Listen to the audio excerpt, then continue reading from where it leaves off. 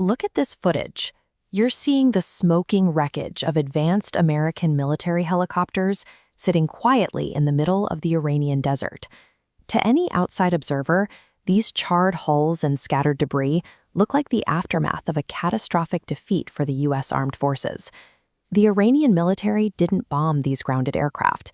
The United States military systematically obliterated their own fleet. This raises a difficult question. Why would a superpower intentionally detonate hundreds of millions of dollars of its own high-tech hardware inside hostile territory? The answer comes down to a strict military calculus. Commanders had to weigh the immediate value of a single human life and the political optics of leaving someone behind against the severe danger of handing over classified technology. The sequence of events started when an American F-15 Strike Eagle was shot down over Iranian territory. While search and rescue teams managed to pull one pilot out almost immediately, the second pilot vanished. For over 40 agonizing hours, both American and Iranian ground forces combed the landscape, trying to find him first. Finally, the U.S. command picked up a distress signal, but they hesitated. The military was heavily concerned that Iran might be broadcasting a fake radio ping to lure a low-flying rescue team straight into an ambush. Back in Washington, the pressure was immense. With an election window closing in, the administration knew a protracted hostage crisis would be politically devastating. They needed that pilot back. Rescuing a stranded asset deep behind enemy lines rarely happens with perfect intelligence. Ultimately, the decision was made to risk a massive escalation to bring one man home. The response was massive. The U.S. rapidly deployed a ground force of over 200 personnel straight into Iranian airspace. To carry extraction teams of that size, they flew in multiple heavy transports, specifically massive C-130 Hercules aircraft. Alongside those transports, they deployed light tactical helicopters.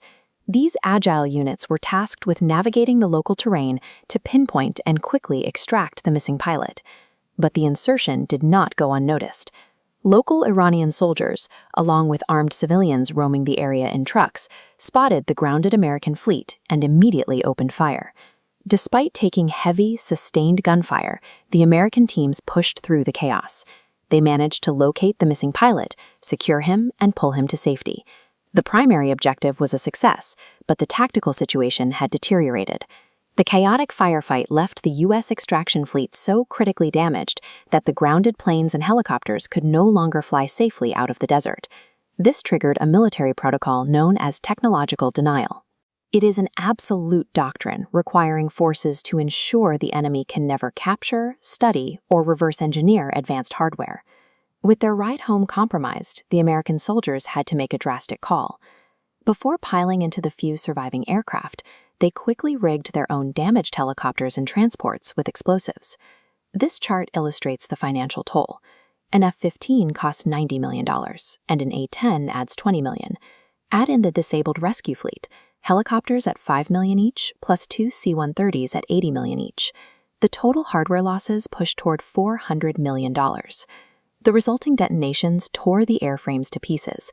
They reduced highly classified navigation systems and weapons platforms to completely unusable scrap metal. Nearly $500 million in cutting-edge machinery was incinerated. It was a staggering financial hit, but the military deemed it a necessary price to prevent American engineering secrets from falling into adversarial hands. Almost immediately, the intense political spin of the situation began. Back home, the U.S. administration framed the entire operation as a major triumph, resting on the ethos that no American is left behind. In Iran, the narrative looked different. Local military units paraded around the burned-out wreckage, posing for cameras and waving captured American flags upside down. Iranian state media used this imagery of destroyed American hardware to project a powerful message of domestic military strength. To their audience, they had successfully repelled a foreign invasion. Meanwhile, neighboring powers were watching carefully. Leaders across the Middle East studied the skirmish, assessing vulnerabilities and adjusting their own military postures in response. Modern military engagements like this are ultimately fought twice. The first battle involves bullets and blood in the desert. The second is fought on global television, where both sides use the exact same event to claim victory. The escalation between the U.S. and Iran triggered a secondary crisis in the global markets. When a conflict threatens a volatile region, credit rating agencies like Moody's take notice. They quickly begin recalculating financial risks, downgrading growth forecasts for nations entirely uninvolved in the fight. Only 1 month into this conflict, analysts have already begun slashing growth forecasts for neutral nations. In India, the GDP outlook was cut from 6.8% to 6%, as global markets braced for a war that could last for months. That single tactical decision in the Iranian desert sent economic shockwaves into the global market, affecting citizens thousands of miles away.